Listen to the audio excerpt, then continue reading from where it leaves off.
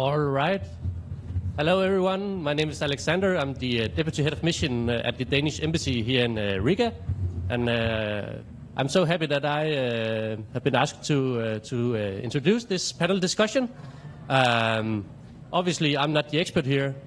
We have the expert panel here and the moderator, Renis. But I would just like to say that we're very happy, the Danish Embassy, to be here and that we have this panel discussion together with our partners. You're all representing our partners here, and then also the Nordic Council of Ministers. In a few days from now, Denmark Day will have the EU presidency. We'll take over from our Polish colleagues. Green transition will be one of the main priorities for the Danish presidency. And why is that? Well, of course, we have energy independence from Russia. We want to make green technology boost our competitiveness. We are way behind China and the US. So obviously for Denmark, this is a very important priority, and for Latvia as well. So with these words, I will give it up to Renis and have a good discussion. Thank you, Alexander, for the kind introduction. And this is where we take over and switch to Latvian. Sveicināti diskusijā, vai atjaunīga enerģija pārveidos tautsaimniecības nākotni.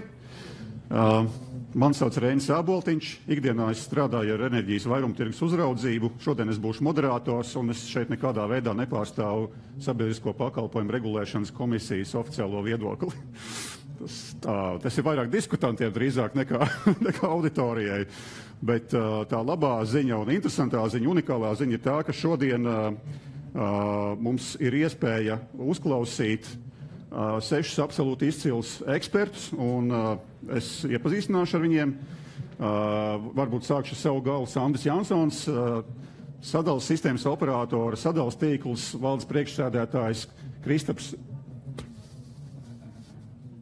Kaspars Mēlnis. Kristap, piedod. Kaspars Mēlnis, klimata enerģētikas ministrs. Mazliet jokus arī vajag, protams, nevajag atšķēdīt to visu nopietnību. Rolands Irklis, sadalas tīkla valdes priekšsēdētājs. Es atvainojos, augstsprieguma tīkla, jā, protams, augstsprieguma tīkla valdes. Tātad nevis sadalas sistēmas, bet mums ir arī pārvades sistēmas operators. Tātad tiem, kuri arī varbūt varētu sajaukt tāpat kā es, jauši vai nejauši. Sadalas tīkls, tas ir visa elektrība, kas ir līdz 110 kilovoltiem līdz zem. Tātad mazie kabeļi, jā, un sākot ar rozetēm līdz tam, kas nav 110 vairāk. Un savukārt Rolands Irklis atbild par visu, kas ir 110 kilovolti un vairāk. Ina Bērziņa Veita, Latvijas siltuma uzņēmuma asociācijas prezidenta, viņa arī ir viena no Latvijas inovatīvāko enerģijas uzņēmumu vadītājām. Salaspils siltums absolūti izcils piemērs, kā var veidot hibrīdu enerģijas sistēmu vienā pašvaldībā, ļoti pārdomātā un ilgspējīgā veidā. Jānis Bethers, uzņēmuma virši, ko mēs kādreiz pazinām tikai kā degvielas tirgotāju, bet tagad pazīstam jau plašāk kā enerģijas tirgotāju. Un ne tikai enerģijas projektu attīstītāju, enerģijas biznesa virzienu vadītājs Latvijā. Un visbeidzot, bet tādēļ nebūtu nemazāk svarīgi, Alnis Bāliņš, European Energy uzņēmuma Latvijā vadītājs. Man būs tas skarbais uzdevums mēģināt daudz maz cieņpilnu laiku iedot katram no šiem izciliem runātājiem, bet ko mēs vispār varētu, ar ko, teiksim tā, domājot, kā varētu piestartēt šo sarunu, kuras formālais nosaukums vai atjaunīga enerģija pārveidos tautsaimniecības nākotni. Tur var pabāzt apakšā gan rīz jebko. Bet daži no runātājiem, ar kuriem es ar visiem sazinājos pirms šīs sarunas, lai saprastu, ko vispār iesākt ar šo lielisko ekspertīzi. Bet man parādījās tāda ļoti interesanta 3 vārdu kopa - lētāk, pieejamāk, zaļāk. Es teiktu arī uzticamāk, drošāk vēl pievienot. Un man liekas, ka šie tie vārdi, ap kuriem mēs varētu būvēt to savu sarunu, jo principā tautsaimniecība arī nevar attīstīties tad normāli, tad, ja kāds no šiem elementiem kritiski iztrūkst. Tā kā lētāk, pieejamāk, zaļāk, drošāk, stabilāk vai stabili, nav jau jāsalīdzina, bet vienkārši, ka tas tā notiek. Un līdz ar to varbūt es atļaušos politiski nekorekti mēģināt izvilināt no ministra Kaspara dažas tēzes. Kaspar, vai tas būtu pareizi, lētāk, pieejamāk, zaļāk? Varbūt ir kaut kāda secība, kādā varētu savirknēt šo visu, un drošību, kas nāk, un stabilitāti vēl. Es gribu teikt, ka tas viennozīmīgi ir vienlīdz svarīgi. Mēs ļoti daudz diskutējuši gan Eiropā, kas ir tas svarīgākais, bet mēs saprotam, ka tie aspekti ir visi ļoti svarīgi. Skaidrs, ka drošība ir viena no prioritātēm. Tāpat mēs ļoti labi zinām, ka energoresursu izmaksas ir ļoti svarīgas, jo tas ir mugurkauls visai ekonomikai. Un ne tikai ekonomikai, bet arī ikdienas dzīvošanām. Un līdz ar to arī zaļais ir tas, kas ir uz palikšanu. Un līdz ar to es teiktu, ka viņi visi ir vienlīdz svarīgi. Tas, kas ir svarīgi, protams, mēs skatāmies zināmos dzīves momentos, kāds no tiem aspektiem paliek svarīgāks nedaudz, bet viņi vienlīdz svarīgi, jo skaidrs, ka viens no tām prioritātēm patreiz pēc atslēgšanās no Brela drošības stabilitāte, kas arī bija svarīgi arī iedot to drošības stabilitātes sajūtu arī sabiedrībai, jo tā, ko mēs saskārāmies, tā milzīgā dezinformācija, ka tūlīt viss būs slikti, tas arī bija tas, kas jāatspēko sabiedrībai to, ka jā, mēs varam to izdarīt, un mēs varam paši būt saimnieki par savu energosistēmu, par tās drošību un stabilitāti, kas arī svarīgs moments. Un, protams, nākošo, ja mēs skatāmies pēc tām cilvēku satraukumiem, bija kāda būs elektrības cena pēc tam, kad mēs atslēgsimies. Viena lieta ir, ka vai viņi būs un par kādu cenu. Cik tā drošība maksā, citiem vārdiem, vai ne? Precīzi, cik maksā tā drošība, tur, protams, jau aizgāja līdz galībām, ka tūlīt cenas būs reiz 3, bet mēs arī redzam, ka tā ir tas, ko mēs runājam, ka tā elektrības cena paliks tieši tāda pat. Jā, viņi staigā svārstās, bet kopumā mēs arī skatāmies, ka kas ir svarīgais, kopumā tā elektrība paliek lētāk. Un kāpēc viņi paliek lētāk? Un tāpēc, ka mums nāk tā jaunā zaļa atjaunīga enerģija, kas ir ar lētākām pašizmaksām, viņi var konkurēt. Tāpat laikā tu teici, ka zaļais varbūt nebūtu nav tas pirmais vai ne primārais. Protams, te atkal jautājums, katram, kuram, kas ir svarīgākais, kam ir cena, un tas ir jautājums arī kādā dzīves momentā, jo tā, kad tev pazūd elektrība mājās, tev jautājums par cenu būs sekundārs jautājums, kad tev viņu pieslēgs. Tur ir tāds jautājums arī katrā dzīves momentā, kuram kurš ļoti labi, līdz pieslēgšanai un atslēgšanai mēs vēl nonāksim, vai atslēgumiem, drīzāk jau atslēgumu neesamībai, bet Alnī, zaļums nav tā kā svarīgākais, ir svarīgākais, tu kaut kā varētu citādāk savirknēt šo te visu. Nē, droši vien Baltijas situācijā es gribētu tiešām ministram pievienoties drošība. Visiem droši vien ir tāds stereotips, ka atjaunīga enerģija nav droša, viņa ir droša. Šobrīd varbūt visi zina to gadījumu, kas Spānijā notikās, kur tika vainot atjaunīgā enerģija, saule un vējš, bet patiesībā atjaunīgā enerģija nebija vainīga. Tā vismaz ziņojums saka, ka atjaunīga enerģija nebija absolūti pie vainas. Tieši tā. Tā bija daļa no lielākas problēmas. Jā, tā bija ķēde. Sakot, mums vienkārši uz šo problēmu jāskatās kompleksi. Man negribētu nevienu no šiem taviem 5 nosauktajiem elementiem īpaši uzsvērt, Bet man kā atjaunīgās enerģijas uzņēmums, dabiski atjaunīga enerģija ir prioritāte numur 1, projekta attīstība numur 1. Jā, protams, biznesu dibina tādai, lai gūtu peļņu. Tāda ir ekonomikas pamatprincips, vai ne? Tieši tā, nebūsim naivi. Skatīsimies patiesībā acīs, bet tas nenozīmē plēsonību. Un varbūt tieši tas, ko ministrs kungs teica, arī pārslēdzoties no Brela uz kontinentālo Eiropu, nebija nekādi pārsteigumi. Cena neuzlēc debesīs un tirgotāji vai ražotāji nesāk plēst 3 ādas no patērētājiem. Nebija tā. Jā, un tad vēl tas viss, tādi kā jūsu uzņēmums un kā Virš sabūvēja savas mazās stacijas vai vidēji lielās, un tad Sandis un Rolands domā, mums tīkliem pietiks spējas paņemt to visu pretīm, Sandi, kā tur ir. Es jau varu tagad sākt provocēt, viss ir slikti, vai ne? Tīkli ir pārslogoti un neko vairs nevar paņemt pretīm. Un par to visiem, un gala patērētājiem par to būs ļoti dārgi jāsamaksā beigās. Precīzi, jā. Nē, joks. Bet mēs jau te vienojāmies, ka kādam ir jāpiemet arī diskusijai kaut kādas ogles, jo citādi visi tādi, tā kā teikt, sektanti. Pārējie uzmet virsū alumīnija. Jā. Nē, sāksim ar to droši vien, ka to, ko mums daba dod nosacīt pa brīvu, tas mums ir jāpaņem. Šie zaļie resursi, kas beigās ir, kā mēs tagad pārliecinamies, ir lētāk nekā fosīlie. Tas ir viens. Otrs, ja mums droši vien Latvijā būtu tādas kaut kādas baigās ogļu un, es nezinu, tur gāzes un degvielas raktūs, tad mēs varētu domāt, vai rakt to, vai ņemt zaļo.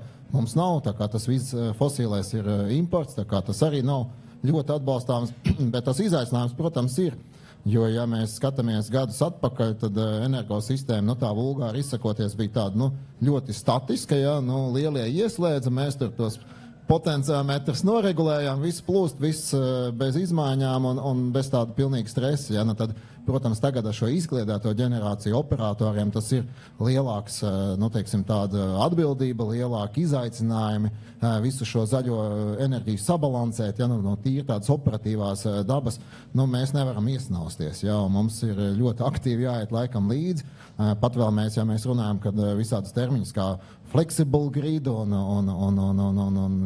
pieslēgt vairāk jaudas nekā, teiksim... Spēja pieslēgt un atslēgt tad, kad vajag. Tad, kad ir par daudz, tad noslēgt nost un kad par maz, tad pieslēgt. Tas, ticiet, man nav vienkārši. Vai mums ir iemesls ticēt? Es nezinu, es varbūt pārslēgšos uz otru tīklu operatoru, pārvades sistēmas operatoru Rolandu, cik tas ir briesmīgi sarežģīti. Un es īpaši palūkšu vēl neiebraukt balansēšanas izmaksu jautājumā. Cik tas ir sarežģīti? Tiekam galā? Galā tiekam, var pievienoties Sandim, ka tas ir sarežģītāk, un nepavelti tagad arī pēc sinhronizācijas mums ir papildus dispečeri maiņās, kuriem ir specifiski uzdevumi tieši saistīti ar balansēšanas jaudas tirgus vadību, šo te nebalansu vadību tieši dispečeri telpā.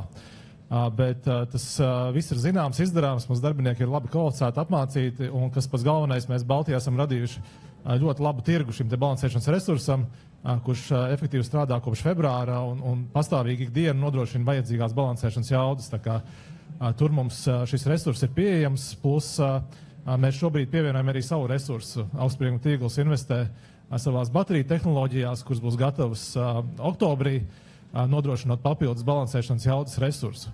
Vēl tāds elements, kas palīdz integrēt atjaunīgo ģenerāciju, ir sinhronie kompensatori. Tur mēs no 3 plānotajiem 2 jau esam uzstādījuši, nodevuši eksploatācijā. 3 vārdos tiem, kur varbūt nav tik iesvaidīti. Kas ir sinhronais kompensators? Sinhronais kompensators palīdz noturēt inerci sistēmā, proti te ir milzu rotori. Pirms sinhroniem kompensatoriem līdz šim to nodrošina termoelektrocentrālas un hidroelektrostacijas, bet apstākļos, kad ir vairāk atjaunīgā ģenerācija, piemēram, saule, viņi nespēja šo inerci sistēmā radīt. Un šie sinhronie kompensatori palīdz šo inerci sistēmā uzturēt.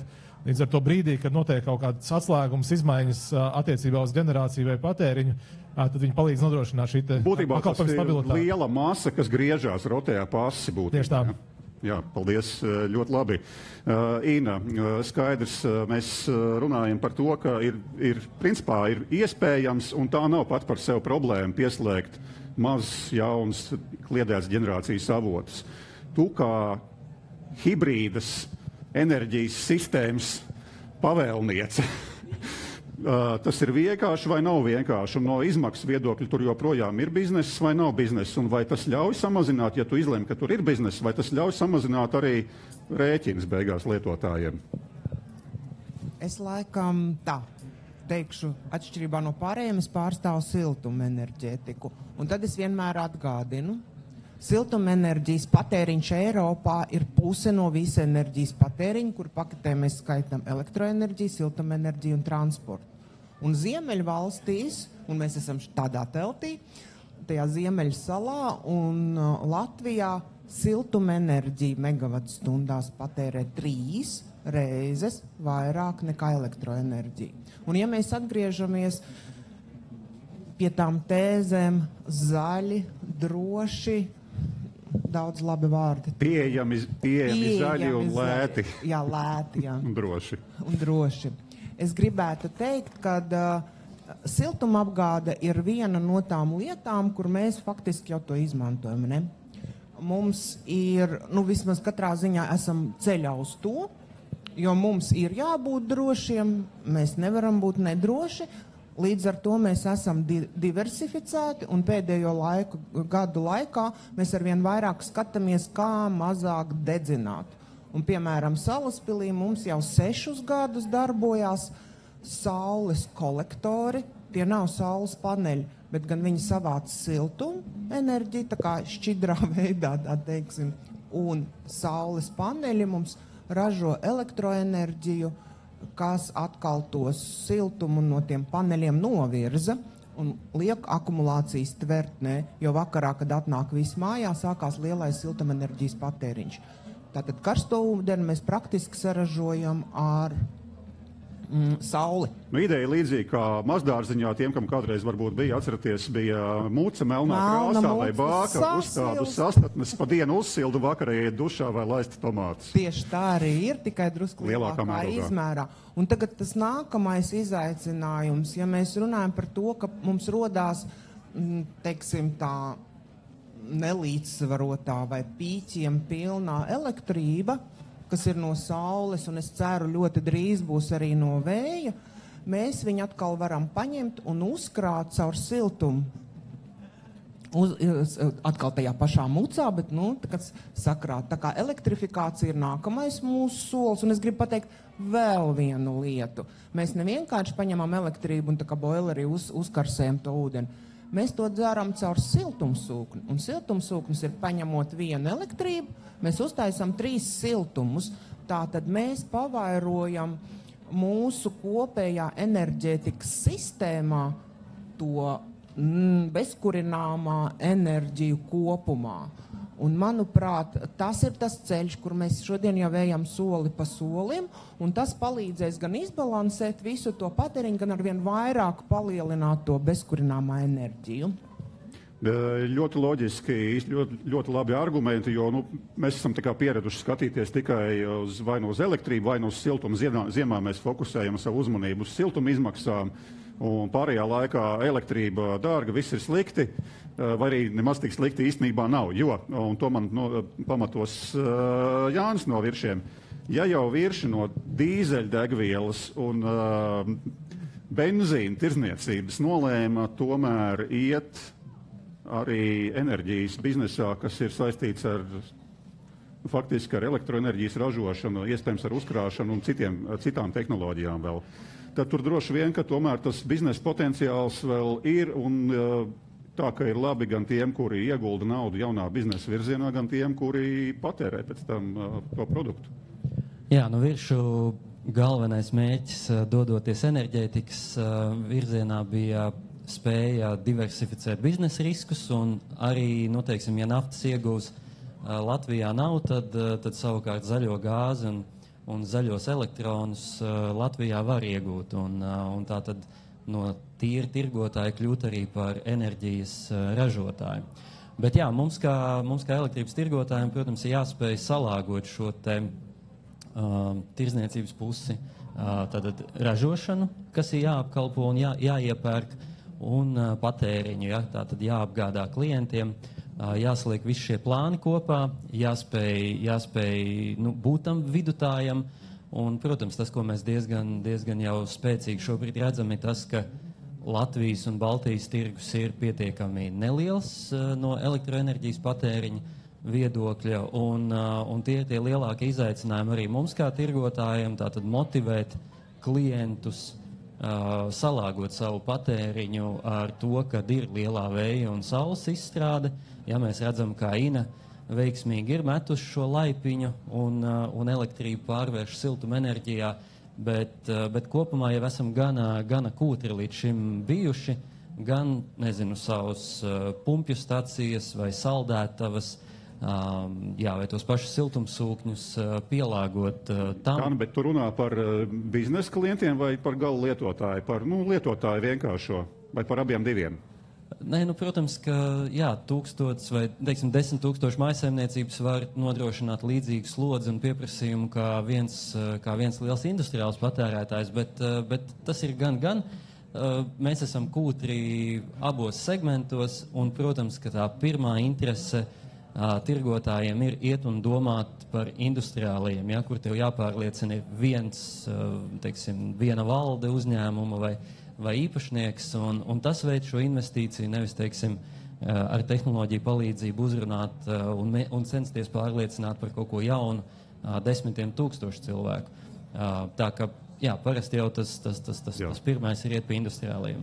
Skaidrs, ka biznesa intereses ir mērogs, kur var vairāk izplesties, ātrāk attīstīties un ātrāk atgūt to naudu, kas ir ieguldīta. Un, protams, ideālā gadījumā, ja no tā visa vēl nevis cieši, bet kādu labumu gūst arī gala patērētājs, kas ir tas, kurš ikdienā katru mēnesi maksā rēķinus, patērējot elektroenerģiju. Un rēķins maksā pilnīgi visi, sākot ar tiem, kas maksā par 100 kWh patērētām, beidzot ar vairākiem megavatiem, kur ir varbūt liela saimniecība, katru mēnesi liels enerģijas patēriņš. Mēs izgājām vienu apli, un tas mans ātrais secinājums pēc tā pirmā apļa ir, ka patiesība sakot ir ļoti sarežģīti nolikt par kā prioritāru jebkuru vienu atsevišķu no šiem faktoriem. Lētums, zaļums, pieejamība, drošums, ilgspēja, un principā jau tur ir vēl daži atslēgvārdi, stabilitāte. Stabilitāte gan varbūt ar drošību vairāk iet kopā. Auditorijai es varu pateikt, ka mazliet vēlāk būs iespēja arī uzdot kādus dažus jautājumus. Mums arī pēc apmēram 10 minūtēm būs iespēja, bet es to atsevišķi vēl vienreiz atgādināšu, atbildēt slaido lietotnē uz jautājumu par to, ar ko jums asociējas enerģijas, kas ir svarīgākais enerģijas sektora attīstībai. Un tas būs tā saucamais vārdu mākonis. Vienkārši to es jums pasaku tagad tādēļ, ka jūs varat mazliet vēl uzsūkt to sarunu, ko mēs tūlīt turpināsim, un padomāt par to, ko jūs vēlētos ielikt šajā mākonī, bet tā informācija sekos pēc apmēram 9-10 minūtēm. Tad tā būs uz ekrāna redzama. Un pašās beigās vēl arī būs iespēja izdarīt novērtējumu par to, kas ir svarīgākie faktori, vai kas ir svarīgākais Latvijas enerģijas sistēmas attīstībai nākamos apmēram 25 gadus. Un tad varēsiet konfrontēt kā auditorija savu viedokli ar pārstāvēto uzņēmumu viedokli. Bet atgriežoties atpakaļ pie mēģinājuma turēt smalkā līdzsvarā mūsu sarunas frekvenci. Kaspar, politikas veidotājiem saka, jūs tur muļājaties, vispār nesaprotat neko no enerģētikas politikas, jums nav stratēģijas, vispār nekādas izpratnes nav. Un tā ministrija tur ir tādi liekieži, ko viņi vispār dara. Kādēļ viņi dara to, ko viņi dara? Mums ir viss skaidrs, Hesi var saražot visu lielie Daugavas, mums vairāk elektrības nevajag. Kāpēc mums jāņem tie dārgie atjaunīgie resursi? Un mēs jau noskaidrojam, ka tie nav pašdārgākie īstenībā, bet vai tur ir kaut kāds racionālais grauds apakšā, kādēļ mums vispār ir jārunā par zaļajiem resursiem? Nezinu, es tā kā minu paņemt to, ko varam paņemt, kas nemaksā kā resurss. Varbūt var paturpināt. Labprāt, sāksim ar to, ka tā ministrija ir izveidot enerģētisko stratēģiju. Tas ir tas darbs, kas ir izdarīts, kas bija ļoti sarežģīts. Jo ņemot vērā, mums bija arī... Un kas tur ir ierakstīts?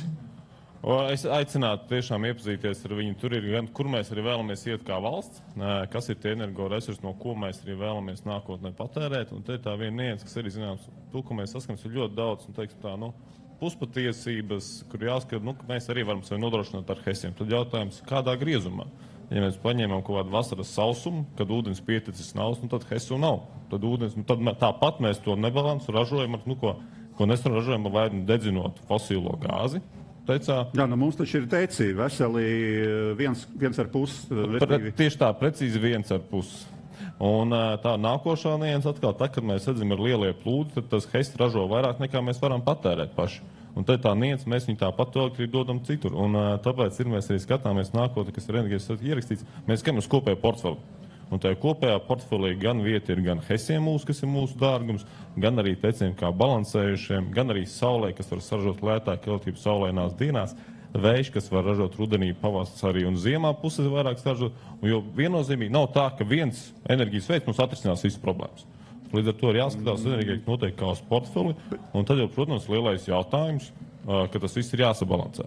Ka tev nevar būt vai pateikt, tagad mēs būvēsim tikai sauli, viss mums varētu neko nevajag. Nebūtu. Mēs skatāmies uz kopējo portfeli, kur ir vieta visam. Jo tikai arī to var ļoti labi redzēt pēc tie, kas seko biržā pēc elektrības cenām. Ir brīži, kad elektrība maksā neko, vēl pat piemaksā par to, ka to lieto, un ir, kad ir ļoti dārgi. Un tad jau var ļoti skatīties, kurš no ģenerācijas veidiem tad arī ražo. Un tas ir tas kopējais portfels, jo mēs savā ministrijā skatāmies noteikti gada griezumā, kāda ir tā vidēja elektrības cena, un ka to mēs varam visātrāk tagad samazināt ar sauli un vēju, un kas arī ļoti svarīgi no tāda vēja virziena. Mēs nerunājam ne par kādām valsts subsīdiem vai kaut kādiem atbalstiem. Tie ir projekti, kas ir ekonomiski pamati. Te es redzu tramīgus skatus no biznesa attīstītāju virziena, bet pirms mēs nonākam pie biznesa attīstītājiem. Ir jautājums apējot moderātoru sarkanā kartīte vai dzeltenā izslēgt. Jā, labi. Mēs nonāksim līdz dažiem citiem aspektiem arī labi, ļoti labi. Kaspar, tev ir līgums ar tirgotāju par fiksētu vai mainīgu cenu par elektroenerģiju? Man ir fiksētā. Labi. Droši vien, ka tam ir pamatojums. Alni, kāds tev ir līgums? Man ir dinamiskais. Tad mainīgas cenas, Mainīgas cenas, jā. Nesauciet tirgotājs, pasaka Dievs, tad pēc tam man noraks. Ina, tev pašai? Man vēl joprojām ir fiksētājs dēļ tā, kad es biju sabijusies par Brelu. Jā. Un tā kā, ja mēs runājam par siltumu apgādi, es nerunāju par savu personīgi, bet par siltumu apgādi. Jā, mums ir drošība pirmā vietā. Sandi, un tev? Es tāpat kā liela daļa sabiedrības esmu neto uzskaita sistēmā un kopoju elektroenerģijas tirgu atspēries. Tātad tas bija pārtulkojot, tā sistēma šobrīd ir tāda, ka īsti tur to labumu no mainīgas cenas tarifa mainīgas cenas produktu nevar iegūt tie, kuri paši ražo mikroģenerācijā. Mazliet var, bet ne līdz galam. Tāds Rolandu un Jāni. Manā vietā elektrība pērk apsaimniekotājs, bet ja man būtu iespēja... Tad jaunais projekts. Jā, un ja man būtu iespēja, būtu biržas cena. Labi. Es jau 15 gadus no pirmās dienas, kad Latvijā sāka darboties Nordpool elektroenerģijas birža, esmu ar dinamisko tarifu. Jā, un labi, starp citu ļoti tāds interesants līdzsvars, un man patīkami izbrīnīja tas, ka ir arī viens gadījums, kādam nevajadzētu būt. Rolands, kurš pats nevar izvēlēties, faktiski tiek pārkāptas viņa tiesības un tiek pārkāpts likums ar to, ka viņš nevar izvēlēties produktu. Bet Kaspar, tas ir jāpieraksta. Jā. Jo tas ir viens no darbiem. Labi. Bet, ja tā īstenībā runāja, kas ir būtu vissvarīgi, arī skatoties Latviju kopumā, tad vairāk nekā 85% vispār Latvijas iedzīvotājiem izmanto tieši fiksēto. Kas ir specifiski Latvija, ir tāds viens no tiem, ka mēs esam kā sabiedrība konservatīvi, mums patīk tā stabilā drošības sajūta. Bet, ja skatās vienmēr ilgtermiņā, tad fiksētās, kas man liekas, ir fiksēt, tie, kas izvēlās fiksēto, viņi arī gatavi pie tā izmantot. Kad tu piedomā, katru to elektrību patērē, un tad viņiem vienmēr sanāk izdevīgāk un lētāk, bet jautājums, vai tu esi gatavs arī pats pie tā nedaudz piedomāt. Un, ja jums šķiet, ka šis jautājums bija absolūti nejaušs, tad jūs maldāties. Tas nebija nejaušs, tas bija ļoti konkrēts jautājums, jo katrs mēs maksājam rēķinus, mums ir iespēja izvēlēties, kādā veidā mēs tērējam enerģiju un kas mums ir labākais. Bet tiešām lielākā sabiedrības daļa vai nu ir izdarījusi apzinātu vai neapzinātu izvēli par labu fiksētai elektrības cenai, vai nu nav iespējas sekot līdz biržas cenām, vai ir slinkums, vai negribās iziet no ērtības zonas.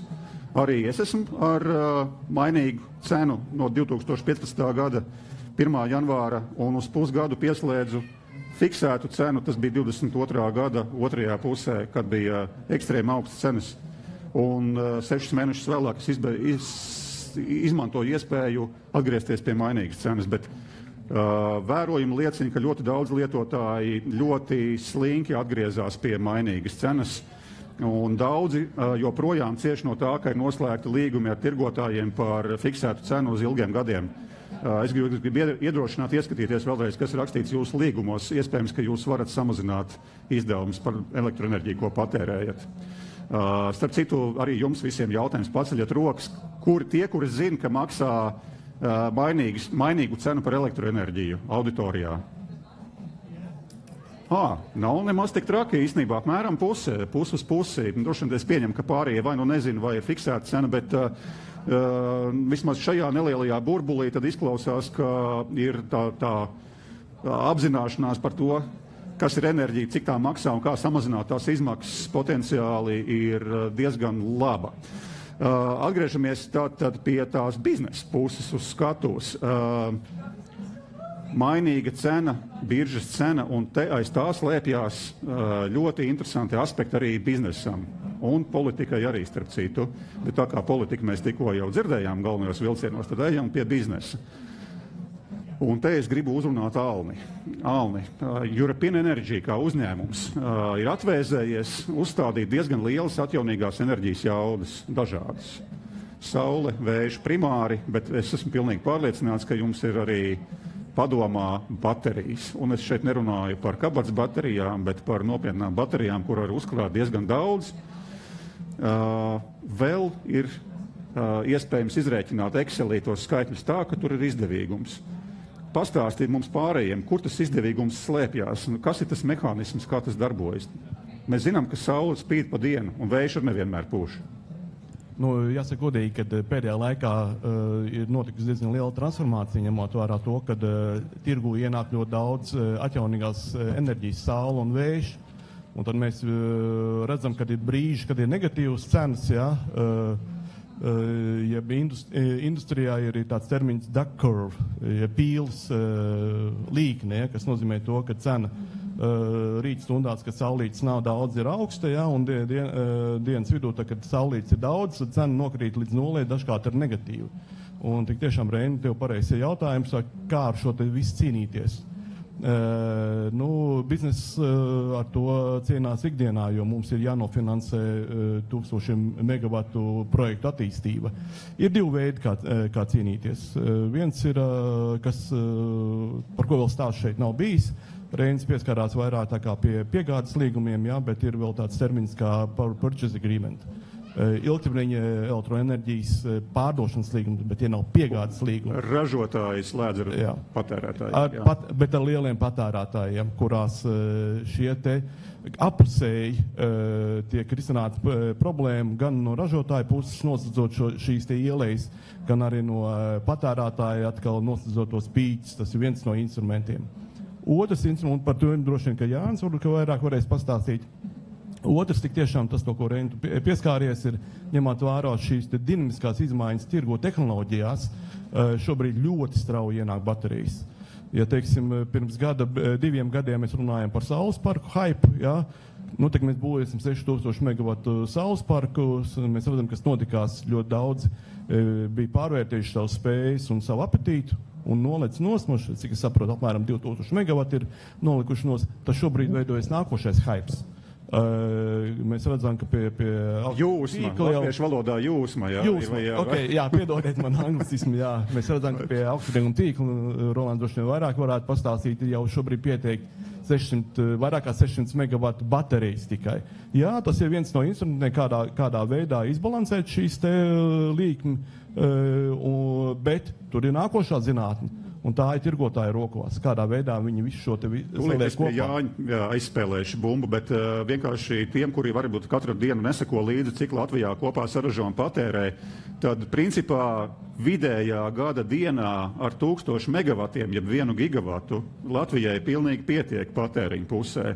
Bieži vien patēriņš ir krietni zemāks, tad iedomājieties, ka ja ir attīstītāji pieteikuši projektus, kur kopējā jauda ir, faktiski 6-7 reizes pārsniedz to, kas Latvijai pašai nepieciešams, un tur ļoti interesanti aspekti no tā izriet. Un tāpēc es jautāju par to, vai tur ir biznesa vispār, un vai tur nav tā, ka kas pirmais brauc, tas pirmais maļ, viens teikums no Aļņa, un tad es pie Jāņai ar šo jautājumu. Īsumā, tur ir biznesa.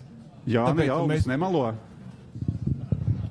Es domāju, ka noteikti ir īstermiņa biznesa, un tad ir lielā bilde, un manuprāt, tā lielā bilde ir tāda, ka mūsu reģionā visi plāno šo lielo patēriņu pieaugumu, un katra valsts... Reģionu, tu domāji Baltijas valsts? Skandināvija un Baltijas valsts. Labi. Jo skaidrs, ka nāk datu centri, nāk elektromobilitāte, nāk siltumā, dekarbonizācija un viss tas, ko Ina jau ir iestādījis. Dekarbonizācija siltumā, tas nozīmē, ka nededzinām gāzi, akmeņogles un naftas gāzi un dīzeli, lai ražotu siltumu. Un, protams, arī dažādi ūdeņraža atvasinājumi, kas būs vajadzīgi lauksaimniecības zaļināšanai un arī transportā sektorā. Jautājums, kad Un te nāk svarīgi tā stratēģija, gan reģiona stratēģija, gan arī Latvijas enerģētikas stratēģija, lai salāgotu to lielo gaidāmo patēriņu pieaugumu ar šo te jaudu parādīšanos.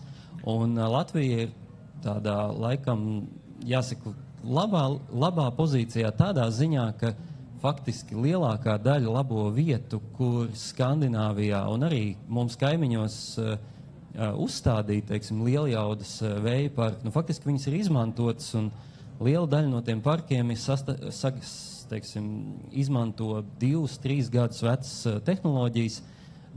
Savukārt mēs jaunas varētu teikt, drīzāk jaunas vai vecas? Jaunas, bet nu jau vecas, vai ne? No rīta būs jaunas. Katru gadu stabam laikam kādu megavatu var Almi noliec mikrofonu.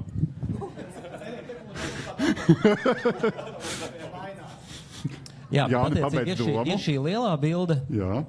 Un tad, protams, bet vajag jau arī pēc gada un 2 gadiem spēt strādāt.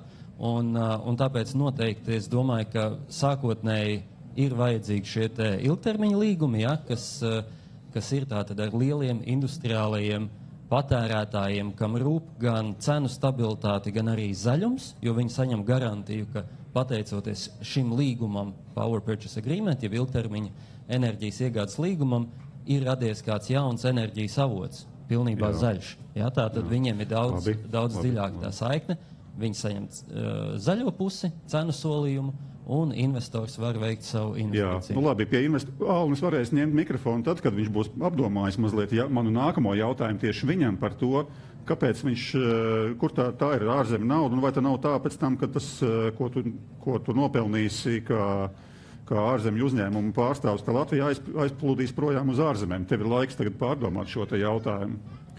Nu, vienkārši kāds izdevīgums te vietējiem iedzīvotājiem. Un Ignē paņēma neuzkrītošu mikrofonu, un viņi ir gatavi nokomentēt. Jā, man ir ko teikt, jo man gribās pateikt, ka nu tā, jūs plānojiet, mēs jums palīdzēsim, labi? Jo tā lieta ir tāda, neviens jau nezina labāk kā pati industrija. Un mēs nevaram gaidīt baigos tur plānošanas dokumentus, mums ir un viņa tik ļoti mainās, to, ko mēs šodien vai vakar plānojām, rīt jau varbūt ir nemaz nedara, jo kaut kas jauns ir parādījies, jo tās tendences ir tik milzīgi ātras, un es gribētu teikt, ka tas pats arī individuālam patērētājam nemulsti, tas ir tikai sākums, kad Sandis paņems mikrofonu, viņš arī pateiks. Es viņam došu vārdu, jā, ja viņš labi uzvedīsies. Un es gribu teikt arī katrs individuālais patērētājs. Es tiešām iesaku, jo mēs arī bijām uz mainīgo elektroenerģijas maksu, pavērot. Protams, tas prasa laiku un nevienmēr to gribās, bet šobrīd elektroauto. Un es zinu sev draugus un paziņas, kuri uzlādē akumulātors dienas laikā, kamēr ir darbā un maina, un ko tur dara, es nesaprotu, es baigi tehniski neesmu. Bet katrā ziņā izmantot tās iespējas, ieslēgt tur savas veļas mašīnas un tā, kad ir mīnus, un tad vēl beigās sanāks, kad tirgotājs piemaksās, ne, mēneša beigās. Tirgotāji, jā, daži ražotāji piemaksā par to, ka viņiem nav jāizslēdz tās ražotnes vai ne, dienas vidū. Es gribētu teikt drosmi, uzdrīkstēšanos, un otrs mums ir integrācija. Mums visu laiku tā sadarbošanās spēja visādos veidos. Gan siltumam ar elektrību, gan datu centriem ar siltumenerģiju, gan citiem, gan patērētājiem, gan ražotājiem kaut kādos nelielākos klasteros, gan arī lielā bildē mums jāspēj sadarboties valstiski un iekšpusē. Jā, nu tas noved laikam pie tā, ko mēs varētu teikt, kādu tas pienesums ekonomikai no tās zaļās atjaunīgās enerģijas. Pirms es piespēlēju mikrofonu Sandim, un man viņam ir ļoti āķīgs jautājums. Es gribu tagad palūgt vadības pultī uzlikt ekrānā jautājumu, parādīt slaido iespēju, tātad vārdu mākonis. Tā atslēdziņa ir AER Latvija. Tie, kuriem ir viedierīces un iespēja pieslēgties, tiem ir iespēja 1, 2, 3 vārdos ļoti īsti lakoniskā veidā nosaukt kaut kādas 3 lietas, kas ir galvenās prioritātes enerģijas sektora turpmākajai attīstībai Latvijā jūsu prāt. Un tad mēs pēc brīža redzēsim. Es domāju, ka mēs dosim kādas 5 minūtes auditorijai un tad atgriezīsimies uz mirkli pie tā, ko jūs esat ievadījuši. Bet, Sandi, labi, Inas kaimiņi, ja ne pati Ina, lādē mašīnas pa dienu. Kādreiz, tad viņi lādēja naktī visas mašīnas, jo naktī bija lēta elektrība. Tagad ir tieši otrādi, naktī dārga un dienā lēta. Tas nozīmē tikai vienu. Ja ir bezvējš un ir lēta elektrība, tas nozīmē, ka ir ļoti daudz saules ģenerācijas, vai ne? Vai arī šausmīgi daudz HES, bet HES šobrīd ir pustukši. Sadales tīkls tiešām spēj to paņemt līdzi un, apēst to visu sauli, kas šobrīd ir pieteikta. Es varbūt nedaudz pāris vārdus atpakaļ pa tēmām. Man liekas, ka mums vajag arī saprast to, ka tas viss enerģētikas hypes ir, jāvērtē, runājot par fiksētiem mainīgiem tarifiem. Vairāk kā puse no mājasemniecībām netērē vairāk kā 100 kWh. Bet tas taču ir garāža viena puse. Nē, tas ir arī normāls purciem dzīvoklis. Un droši vien, ka te ir tas stāsts, ka viņam nosacīt, kāda tev birža. Ja tev ir 100 kWh mēnesī, kāds tarifs, ja, tu pilnīgi vienalga. Ja. Tā kā mums droši vien jātiek ārā no tādas enerģētikas nabadzības. Ja. Mums jādomā vairāk par to, lai mēs tiešām tērētu to elektroenerģiju. Varbūt solitūdē vai gāzi noslēgt. Jā, tieši tā, ārā visas gāzes stāvus. Tīkla apakšstacijas spējas iedot tik daudz elektrības? Apakšstacijas spējas, mājas iekšē instalācija iespējams, ka nespējas, bet tas arī ir risinājums jautājums. Tā kā ļoti daudz ir tādas lietas, kas mūsu tos lielās tos plānus noved pie zemes, arī, šie agregācija un tā tālāk. Ja. Mēs esam, diemžēl, enerģētiski maz patērojuši sabiedrību. Tas ir viens. Un otrs ir Latvijas, pareizāk sakot, Baltijas energotīkls ir ļoti maziņš. Ja? Un tāpēc mums tie enerģētikas procesi bieži vien ir tā, kā es saku, 92. gadā ar BMW vasaras riepām janvārī. Ja? Tās mūsu kustības ir tik ātras, ja, ka mēs dažos mēnešos vai gados faktiski tā kā no vienas puses uz otru pusi. Ja? Tā kā tas tirgus ir mazs, un tāpēc tie procesi ir ļoti ātri. Un tāpēc liels paldies klimata un enerģētikas ministrijai par šo enerģētikas stratēģiju, ka beidzot mēs esam ielikuši tādu ceļa kārti, tādu skatu punktu, un ja kādam nepatīk, kas tur ir rakstīts, uzrakstiet labāk. Ja. Šāda pielīšana izklausās uzkrītoši. Nē, bet beidzot ir šīs dokuments taps, viņš iepriekš nekad nav bijis. Ja. Tā kā ir labs sākums, protams, var darīt savādāk, kaut ko, nezinu, vienam patīk tā, vienam šitā, bet tā kārta ir uzlikt, un mēs zinām, kur mēs tēmējam, ja? Nav vairs, tā freestyles, ja? kā pūš tā peldam, ja? Bet par saules ģenerāciju, jā, šodien jau ir 750 megavati pieslēgti sadales tīkliem, ģenerē, redzam arī cenās, zinām, ka nāks vēl iekšā, un te ir droši vien tas stāsts, ja, ka nāks tie lielie, tos mazos izkonkurēs, un tas droši vien, ka nākotnes jautājums, ko tad mēs darīsim ar tiem mazajiem, ja, kam nav ties zināšanas un tā tālāk, un tas varbūt ir tāds, Es dzirdēju divas lietas. Viens ir, ka principā nav nekā neiespējama, otrs ir tas, ka ir ierobežota loģika izdarīt kaut kādas izvēles mājasaimniecībām, vismaz individiem, kur dzīvoklī mājā patērē savu enerģiju, jo vienkārši nav jēgas, ja tu maz patērē, nav jēgas iet uz tirgu, vai ne? Piepūlēties pārāk. No otras puses zaudējumi var nekādi, droši vien, ka nebūtu no tā. Bet atstāsim to katra lietotāja ziņā, un otra tā labā ziņa ir tā, ka sadales tīkls kā lielākais sadales sistēmas operators ir, varētu, ja vajadzētu, tad varētu pieslēgt pietiekami lielas jaudas patēriņu pusē. Tas ir tas galvenais vērojums, ko daudz citu uzdod jautājumu, vai viens ir attīstītāji, bet viņi uzdod tajā ģenerācijas pusē, vai būs iespēja mums vēl kaut ko ražot? Jā, varbūt neliels komentārs par šo atkal stāstu par vidējo temperatūru slimnīcā. Protams, vidējā temperatūra ir izcila. Jā, Latvijā arī. Jā, visi dzīvi, visi veseli. Jā. Protams, ir atsevišķi izaicinājumi, jā, un tas ir tas, ko mēs droši vien mēģinām teikt tagad, ka jā, mēs gribam iet tādu plānu plānveidīgu elektrifikācijas uzvaras ceļu, mums ar preventīvām investīcijām jānodrošina tas, ka jebkurā lielākā vai mazākā pilsētā ir iespējams papildu jaudas. Un šī situācija, kā jau teicu, mainās, ja, un siltumnieki īstenībā ir ļoti labs piemērs, ka šeit šīs jaudas momentā ļoti lielas.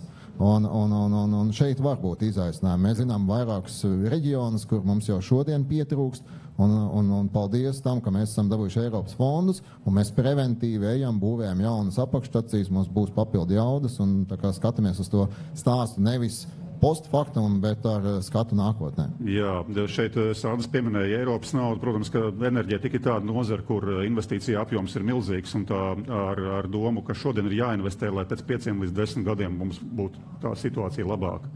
Tur ir ļoti liela inerce, teiksim tā, pārmaiņu inerce, un tāpēc jāplāno ļoti laicīgi uz priekšu. Un šeit viens no organizācijām, kurai ļoti jāplāno uz priekšu, ir tieši augstsprieguma tīkls, ir pārvades sistēmas operators, kas ir faktiski, ja mēs runājam par elektroenerģiju, tad līdzīgi kā centralizētā siltumapgādē ir svarīgi, siltumapgādi tu vari centralizēt un nodrošināt tur, kur ir cauruļvadi. Un elektrību tu vari aizvadīt lielākos attālumos un lielāku jaudu, tad, ja tev ir augstsprieguma līnijas. Un tā attīstība un uzturēšana ir jāplāno. Un mēs runājam šeit par to, ka zaļā enerģija, atjaunīgā enerģija kopumā nodrošina, tās ir tehnoloģijas, kas šobrīd ir ar lētāko pašizmaksu ražošanas pusē. Bet tā enerģija ir jāievada vados, jākonvertē uz lielāku strāvu, tad kaut kur jāaiztransportē, un tad atkal jākonvertē uz zemāku strāvu, līdz tā nonāk Sandra saimniecībā, un tad viņš tālāk līdz rozetēm aizvada. Un jautājums ir tev, vai mēs nemaldinam sevi ar to, ka tas ir ļoti lēti, varbūt, ka nav nemaz tik lēti, joprojām lēti, bet ne tik lēti. Varbūt tur ir kaut kāda aspekta, ko mums visiem jāņem vērā ir. Jāatzīst, ka Latvijā šobrīd šī elektrifikācija un attīstība elektroenerģijas jomā ir ļoti lēta, vismaz tas, kas ir attiecībā uz augstsprieguma tīklu. Jo faktiski mūsu tīkls var paņemt sevi ļoti daudz jaunas atjaunīgas ģenerācijas. Mēs šobrīd būvējam vairāk kā 2000 megavatu jaunas saules un vēja parks, pieslēgums šiem parkiem, un vēl varam, nepastiprinot būtisku tīklu, neveicot būtiskas investīcijas tīklā, vēl 7000 megavatu pievienot. Un līdzīgi arī ar patēriņu pusi, arī tur ir ļoti daudz brīvas jaudas pieejamas tīklos, lai faktiski izveidojot tikai pieslēgumu, kas tiek veidots vai nu par elektrības ražotāju līdzekļiem vai par šī jaunā lielā patērētāja līdzekļiem, vienkārši viņi pieslēgt. Tātad sabiedrības līdzekļi vai lietotāju līdzekļi netiek izmantoti, lai šo te pieslēgtu. Un vienīgās investīcijas, kas mums tagad ir nākušas klāt, kas mums palīdz integrēt, ir šie sinhronie kompensatori un baterijas. Bet šeit atkal mēs esam bijuši ārkārtīgi sekmīgi Eiropas Savienības fonda līdzekļu piesaistē, kā rezultātā ietekme uz tarifu arī ir ārkārtīgi niecīga, un tie ieguvumi, kas nāk pretī saistībā ar zemāku enerģijas cenu, ir daudz lielāka nekā tā papildus investīcija vai tā daļa, ko mēs investējam, ko nesadz Eiropas Savienības fonda līdzekļu. Pat ja mums šķiet, ka kaut kāda rēķina daļa palielinās, tad tās citas rēķina daļas attiecīgi kompensē tie ieguvumi citās daļās. Jā, vismaz tā mūsu rēķina daļa, kas palielinās, ir tik nemanāma, ja vispār, jo mēs šobrīd gatavojam jaunu tarifu projektu un nav paredzēts tur liels kāpums. Tad attiecīgi tas ieguvums pretī, kas nāk caur šo integrāciju un zaļās enerģijas pievienošanos mūsu sistēmai ir daudzkārt lielāks un rēķini samazinās daudz straujāk. Jā, labi. Mēs esam gājuši otro aplī, diezgan, man liekas, dinamiski, man patīk. Nezinu, kā pārējiem. Iziesim cauri vārdu mākonim. Tomēr es redzu, ka tur visu laiku drošība un cena un viens no tehnoloģiju veidiem, konkrēti vēja enerģija, ir tā kā dominējošie. Tad taisnīgi parādās enerģijas uzkrāšana. Parādās arī kodolenerģija, kā enerģijas tehnoloģija, uzkrājošās tehnoloģijas vēl vienreiz un tirgus pašpietiekamība. Es minu, ka tas varētu būt, ka mums ir jāspēj pašiem saražot tik, cik mēs patērējam, lai nebūtu jāimportē. Es varētu nokomentēt, bet to es ļautu varbūt kādam citam darīt, ja būs vēlēšanās ļoti labi. Varbūt, ka, ja kādam ir tūlītais jautājums par līdz šim pārunāto auditorijā. Labi, tad iesim uz priekšu, Raiti, mums vēl ir iespēja arī Inējā.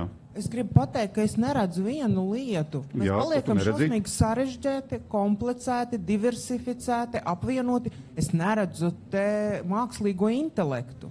Jo es domāju, ja mums, pieņemsim, vajadzētu izvēlēties mainīgo tarifu, es būtu vienkārši ģeniāli, ja es varētu ieprogrammēt vai ielikt vai palūgt kaut kādam čatam tur. Būtībā tu runā par enerģijas patēriņu, piemēram, optimizāciju. Par to, jā, tā ir efektīva enerģija patēriņa, bet par vislabāko cenu, drošu. Tam man vajag kaut kādu rīku, un tas trūkst. Labi, šāds rīks principā attiecībā uz elektroenerģiju ir pieejams šobrīd no komersantu puses, un turpmāk nākotnē tas arī būs pieejams, jo te es varu iekāpt regulātoru biksēs un pateikt, regulātors šobrīd strādā pie saucamā elektrības cenu kalkulātora noteikumiem, un vienādi vai citādi, bet būs pilnīgi oficiāli arī viens resurss nākotnē, kur visi varēs paskatīties, kādas būs cenas un salīdzināt. Kaspar? Jā, es varbūt tādu mazāk, lielāku akmentiņu gribētu pavēlt. Es esmu to pasīt nedaudz plašāk, tāda, nedaudz valstiskā kopa ekonomiskā viedokļa. Paņemsim, mēs Latvijā neražojam, kad tājam elektroauto. Mēs Latvijā neražojam ne fosīlo, ne elektroauto, neražojam nevienu otru Latvijā. Bet tā niens tāda, ka elektroauto mēs varam lādēt ar Latvijā ražot elektrību. Nevis ar fosīlo degvielu, ko mēs iepērkam no citām valstīm, tāda veidā tas finansēt projām no valsts. Un tā ir tā iespēja, kur mēs skatāmies, vai to mēs izmantojam vai nē.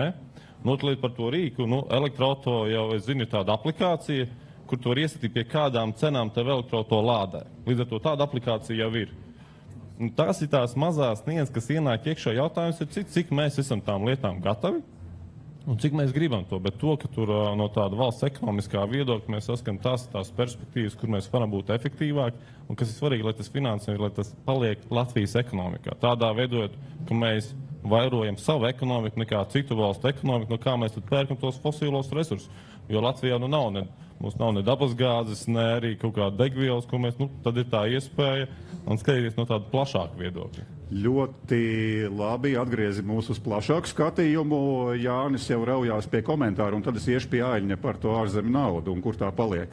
Jā, tu uzdevi jautājumu, Reini, par to tautsaimniecību un atjaunīgajiem, un es domāju, ka man ļoti patīk, kā Sandis savos sadales tīkla pasākumos skaidri pasaka, ka mums reģionā ir visdrošākais tīkls, tātad vismazākie atslēgumi, un ka tā ir konkurences priekšrocība.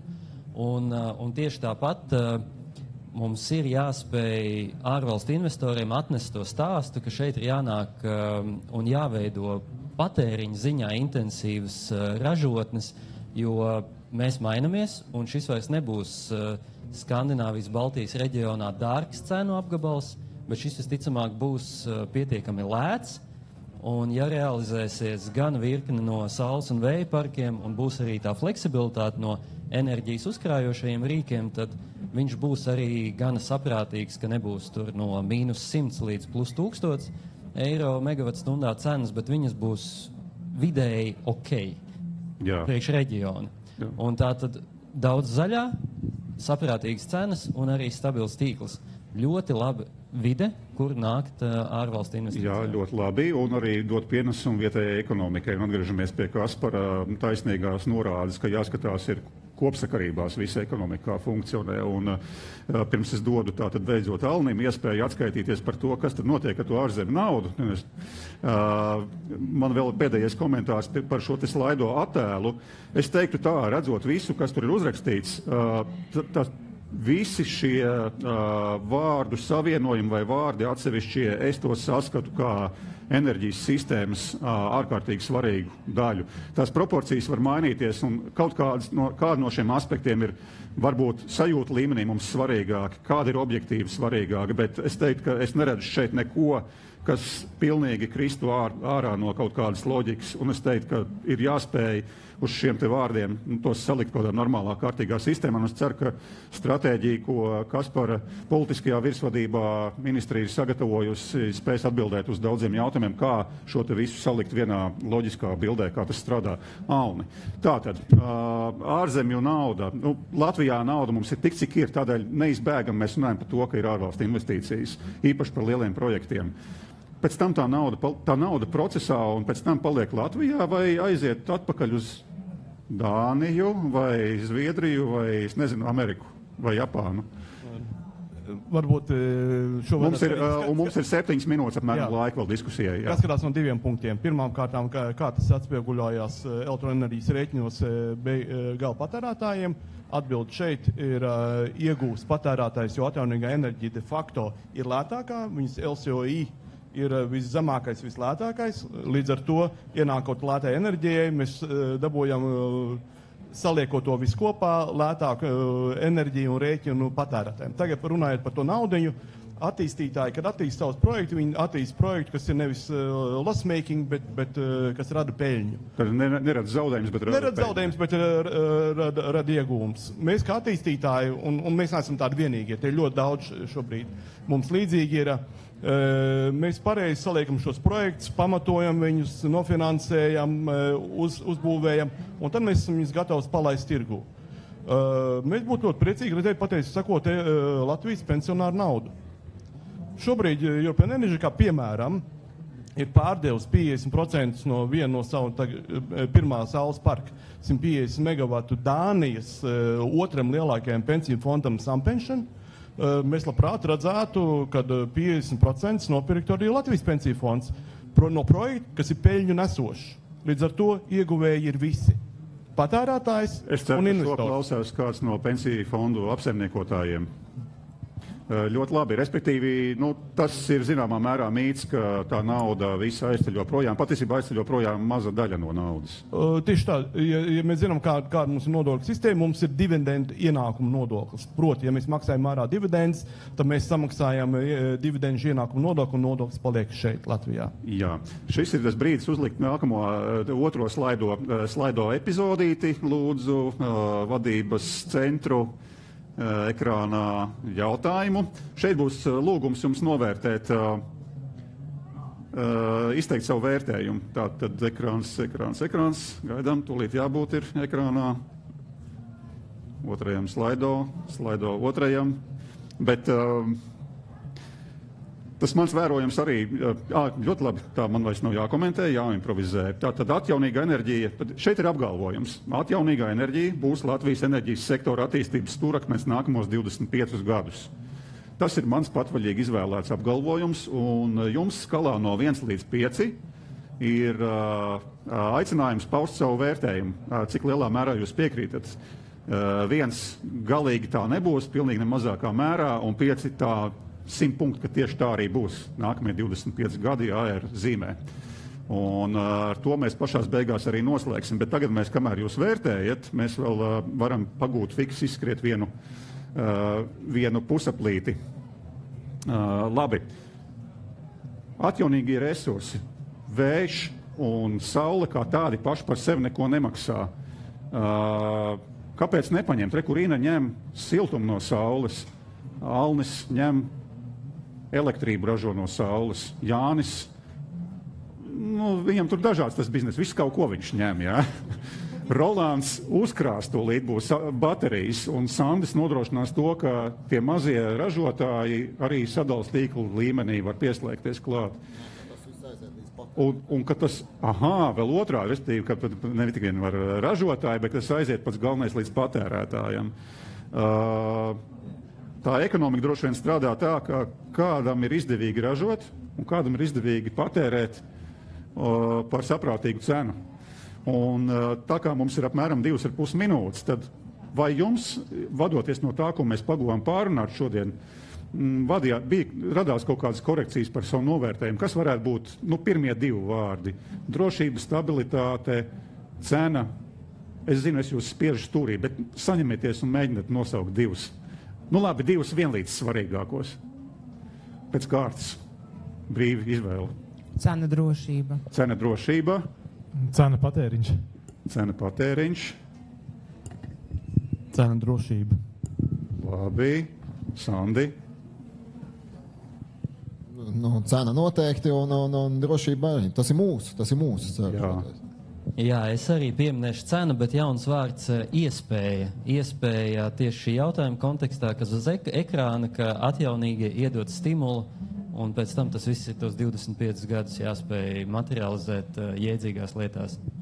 Jā, labi, paldies. Es palikšu pie sākotnēji drošība un cena, bet es gribētu iemest tādu vienu mazu akmentiņu. Man ļoti patīk tā diskusija, mēs teikt runājam par atjaunojumu tehnoloģijām, kas nāk iekšā. Un te viena lieta tāda gribētu teikt, akmens laikmets nebeidzās, tāpēc, ka beidzās akmeņi. Nāca jaunas tehnoloģijas laikā. Un tagad mēs atkal esam tajā posmā, kad nāk jaunas tehnoloģijas, un skaidrs, ka pastāvēs jau dažādi, bet tā pamatideja vienkārši mēs varam ar to cīnīties ļoti daudz un plaši, bet vienkārši tās tehnoloģijas nāk iekšā jaunas, kas vienkārši izspiež ārā vecās. Paldies. Jā, 90. gadā jūs iedomājāties, ka šeit varēsiet izteikt savu vērtējumu diskusijā un kāds runās mikrofonā, kas nav ar vādu piešņorēts vadības pultī. Bija diezgan sarežģīti to iztēloties. Kādreiz ar milzīgām televīzijas kamerām koncertos skraidīja pakaļ operatori un bija 2 džeki, kur skrēja no muguras un tina tos vadu ruļļus kopā un ārā. Mūsdienās tas vairs nekas nav. Visu to murgu mēs esam aizmirsuši. Tā kā tiešām tehnoloģijas iet uz priekšu un mums ir jāspēj adaptēties un piemēroties. Un arī pirmkārt neiekrist uz muļķībām, kas ar šo attīstību nāk līdzi, un otrkārt spēt paņemt labāko, ko tā attīstība mums dod. Es ceru, ka arī enerģijas sistēmu mēs visi spēsim izmantot pēc iespējas optimālāk, sākot ar tiem, kur veido politiku, turpinot ar tiem, kuriem jānodrošina sistēmas darbības drošība. Paldies sistēmas operatoriem un paldies arī biznesa attīstītājiem un siltuma un elektroenerģijas ražotājiem un arī degvielas ražotājiem no vietējiem resursiem par to, ka mums ir iespēja izvēlēties arī vietējos resursus, nevis paļauties vienmēr uz importu. Un paldies tiem, kur skatījās, un paldies jums, kā klausījāties. Es domāju, ka ekrāns parāda diezgan interesantu ainu.